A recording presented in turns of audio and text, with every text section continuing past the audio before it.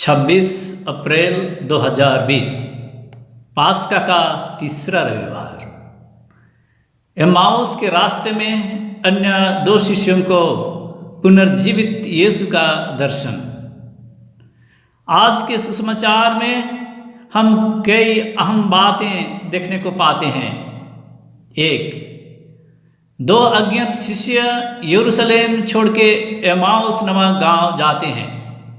दो, यीशु राह चलते उनके साथ हो लेते हैं, उनकी निराशा की कहानी सुनते हैं और धर्म ग्रंथ की बातें उन्हें समझाते हैं।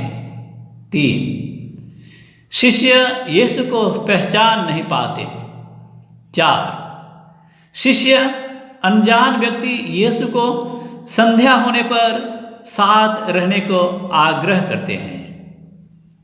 पाँच, यीशु भोजन के समय रोटी लेते हैं और आशीष प्रार्थना करते हैं और रोटी तोड़कर उन्हें देते हैं। 6, अब शिष्य यीशु को पहचानते हैं पर यीशु ओझल हो जाते हैं। 7, शिष्य शुभ संदेश सुनाने के लिए रातों रात यरूशलेम लौटते हैं। ख्रिस्त में मेरे प्यारे माता पिताओं और भाई बहनों, यीशु के क्रूस पर क्रूर मृत्यु से सारा यरूशलेम में खलबली मच गई थी। यीशु के शिष्य, उनके चाहने वालों और उनके हजारों अनुयायियों के सारी सपने टूट गई। वे 3 साल यीशु से जो सुने थे, जो देखे थे, जो अनुभव किए थे और जो सपने सजाए थे, ऐसा लगा कि सब कुछ चकनाचूर हो गया। इस्राएल की मुक्ति अब नामुमकिन सा लगने लगा, क्योंकि यीशु उनकी दृष्टि में एक अपराध की मौत मारे गए। अब उनके पास और बचा ही क्या है, सिर्फ निराशा और हताशा के अलावे। इसलिए धर्म के केंद्र और ईश्वरीय उपस्थिति का प्रतीक यरूशलेम छोड़कर वे एम्माउस पलायन करते हैं। यीशु ने देश, राष्ट्र और सारी दुनिया की मुक्ति के लिए क्रूस पे अपनी जान गंवाई, पर उनके अनुयायियों ने नबियों की बात, धर्म ग्रंथ की शिक्षा समझ नहीं पाए। यीशु के जूठने के बारे नारियों की बात, प्रेरितों की गवाह को विश्वास कर नहीं पाए। यीशु के इन 2 बिना नाम वाले शिष्य कोई भी हो सकता है। मैं हो सकता हूँ, आप हो सकते हैं, या तो आपके परिवार के कोई भी सदस्य हो सकता है। कभी कोई कलीसिया से नाता तोड़ देता है, कभी कोई परिवार वालों से ऐसी बातें करता है जैसा कोई रिश्ता ही नहीं है। ऐसे ही गांव से, समाज से, समुदाय से, भले काम करने का मौका से और प्रार्थना से दूर भटकते हैं। इस तरह हम ईश्वरीय उपस्थिति से दूर भागने की कोशिश करते हैं। समस्याएं तो हमारे जीवन के अभिन्न अंग है। सामना न करके पलायन करने से हमें क्या मिलता है? निराशा, हताशा, अकेलापन और कभी कभी जीवन का मतलब ही खो बैठते हैं। जीने का मन नहीं करता, काम ठीक से हो नहीं पाता, अवगुण को सगुन समझने लगते हैं। हमारे जीवन के ऐसे अनुभवों को हम यरूशलेम छोड़कर अन्यत्र भागने वाली घटना के साथ तुलना कर सकते हैं। ये हैं आशा, आकांक्षा, उम्मीदें, विश्वास और ईश्वर से दूर भागना। हमारी ऐसी दशा में क्या यीशु हमें चाहते हैं? क्या वह हमें ढूंढते हैं? क्या वे हम सफर बनकर हमारी मदद करेंगे? हाँ, जरूर करेंगे। इसका प्रमाण हम आज के सुसमाचार में देखने को पाते हैं।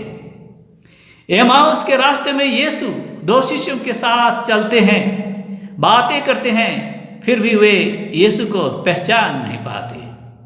आखिर क्यों?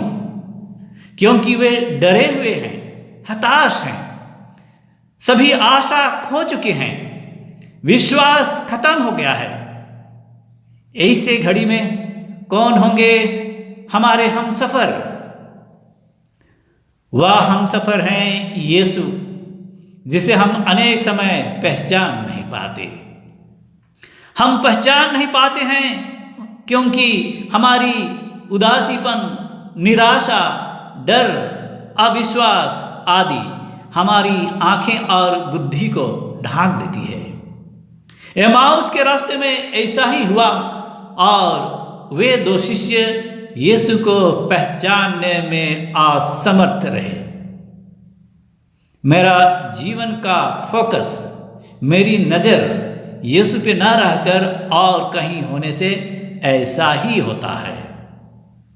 जो भी हो, उन दो शिष्य यीशु को एक अजनबी समझते हुए भी उनसे बातचीत करते हैं, उन्हें सुनते हैं और तब उनके हृदय उद्दीप्त होने लगते हैं।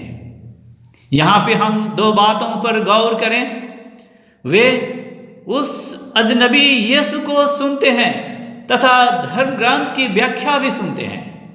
इस तरह आशा और विश्वास फिर से उनमें जागने लगते हैं और उनका हृदय में गर्मजोशी आने लगती है। दूसरी बात, उन दो शिष्य एक भला काम भी करते हैं। संध्या हो जाने पर वे उस अपरिचित व्यक्ति को मेहमान रह जाने को कहते हैं। अब आप देखिए कि इस भला काम का रिजल्ट क्या होता है। यीशु भोजन के समय आशीष की प्रार्थना पढ़ते हैं और रोटी तोड़कर उन्हें देते हैं। अब वे ईसा को पहचान तो लिया, किंतु ईसा उनकी दृष्टि से ओझल हो गए। हाँ, भला काम द्वारा हम यीशु को पहचान पाते हैं। हमारा हृदय खुशी और आनंद से भर जाता है, निराशापन खत्म हो जाता है, डर भय छू हो जाता है, असंभव लगने वाला काम भी संभव हो जाता है। जैसा कि वे दो शिष्य रात होने पर भी यरूशलेम लौटकर पुनर्जीवित यीशु का साक्ष्य देते हैं। हमारे जीवन के लिए और एक महत्वपूर्ण बात है, उन दो शिष्य रोटी तोड़ते समय यीशु को पहचानते हैं। इसका संपर्क सीधे तौर पे यूखरिस्त से है। यूखरिस्त और समुदाय यीशु के उपस्थिति का प्रतीक है। ईश्वर को हम यूखरिस्त और समुदाय में पाते हैं। उन दो शिष्य यूखरिस्त में रोटी तोड़ते समय यीशु को पहचान लेते हैं और सीधे अपना समुदाय जो यरूशलेम में था वहाँ के लिए वे चल पड़ते हैं। सारांश के रूप में मैं कहना चाहूँगा, जीवन में आशा, धर्म ग्रंथ और ईश्वर पर विश्वास, प्रार्थना, संस्कार, यूखरिस्त, भले काम आदि के द्वारा हम ईश्वर प्रदत्त पूर्ण जीवन और आनंद प्राप्त करते हैं। आज हम हमारे इस प्रार्थना के समय यह संकल्प लें कि आज या तो आने वाले दिनों में हम जरूर कुछ ना कुछ भला काम करेंगे। आइए हम पुनर्जीवित यीशु को हमारे जीवन के हर पहर में साथ रहने के लिए निमंत्रण दें और कहें, साथ रहना प्रभु जी। सांझ हो रही है, राहों में अंधेरा फैल रहा है। जिंदगी के हर पहर में साथ रहना प्रभु जी। आंसू के घाटी से जब हम चलें, साथ रहना प्रभु जी। मैं इस गाने का YouTube लिंक दे रहा हूँ। आप लोग इस गाने को सुनते हुए प्रार्थना कर सकते हैं।